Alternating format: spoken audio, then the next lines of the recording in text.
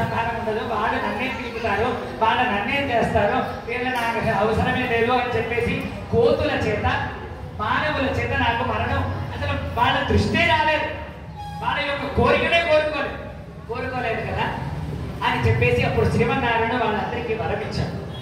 నీ కోసం కాదు, వాడి సంహారణ కోసం కాదు, మానవుడు యొక్క గొప్పతనాన్ని నిరూపించి చాటించి చూపించి మానవ ధర్మములని అన్నిటినీ కూడా అనుష్ఠానము చేసి సాక్షాత్తు నేనే చూపిస్తాను అని చెప్పేసి స్వామి వాళ్ళకు వాగ్దానం చేశాడు.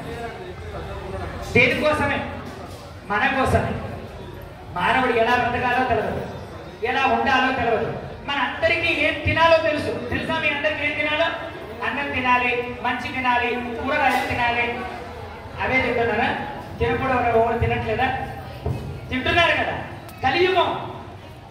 మనకి ఏం తినకూడదో తెలుసు, తింటాం. మనకి ఏం మాట్లాడకూడదో తెలుసు, మాట్లాడతాం. ఏం తినకూడదో తెలుసు, వింటాం. ఏం చూడకూడదో తెలుసు, చూస్తాం. ఈ కలియుగ ధర్మాలు ఇవి. గొప్పగా చెప్పుకోవాలి మనం. ఈ ధర్మాలని ఇలా కాదు ఉండేది, ఇలా కాదు చేసేది, ఇలా ఉండాలి అని చెప్పేసి నిరూపించి చూపించడానికి వచ్చాడు. దేని చేత వచ్చాడు? భగవంతుడికి ఎన్నో గుణములు ఉన్నాయి. ఎన్ని గుణములు ఉన్నాయంటే ఈ భూమండలంలో ఉండేటువంటి రేణువులు, భూమిలో ఉండేటువంటి రేణువులని మనం లెక్క పెట్టగలమా? లెక్క పెట్టలేము. సముద్రంలో ఉండేటువంటి నీటి చుక్కలని మనం లెక్క పెట్టగలమా? లెక్క పెట్టలేము. అలాంటి గుణములు ఎన్నో ఉన్నప్పటికీ కూడా కేవలం రామచంద్రుడు దయా అనేటువంటి ఒక్క గుణము చేత కిందికి దిగి వచ్చాడు. ఈ దయా అనేటువంటి ఒక్క గుణము లేకపోతే స్వామికి ఉండేటువంటి ఎన్నో గుణములన్నీ కూడా వ్యర్థమే. ఎందుకు? నారాయణుడు గొప్పవాడు, వాడు గొప్పవాడు, వాడు గొప్పవాడు, వాడు గొప్పవాడు. వాడు గొప్పదనం ఎవరికి కావాలి? వాడి గొప్పతనం ఎవరికి కావాలి? వాడి గొప్పతనం మన స్థాయికి దిగి వచ్చి చేసి ఆచరించి నిరూపించి చూపిస్తే కదా వాడి గొప్పతనం. అందుకోసమే సులభుడై సౌలభ్యుడై. ఎవడు సులభుడు? దుర్లభమైనటువంటి భగవానుడు. దొరుకుతాడా మనం వాడికి? దొరుకుతాడా? దొరకడు. అలాంటి భగవానుడు సులభోపాయంగా మనకు దొరికినాడు రామచంద్రుడు. సౌశీల్య గుణములు కలిగినటువంటి వాడు. ఏమిటా సౌశీల్య గుణములు? అమర్యాద, క్షుద్ర, చలమతి, అసూయ, ప్రసవభూ, కృతజ్ఞ, దుర్మాని, స్మర పర వశ, వంచనపర, నృశంస, పాపిష్ట, స్మరపరవశో వంచనపర.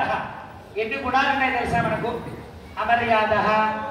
మర్యాద లేనటువంటి వాళ్ళము, కృతజ్ఞ, కృతజ్ఞత ఉన్నవారికంటే ఎవరికి కృతజ్ఞత లేదు, క్షుద్ర, క్షూద్రులము, అల్పులము, పాపిష్ట, పాపిష్ఠులము, చలమతి.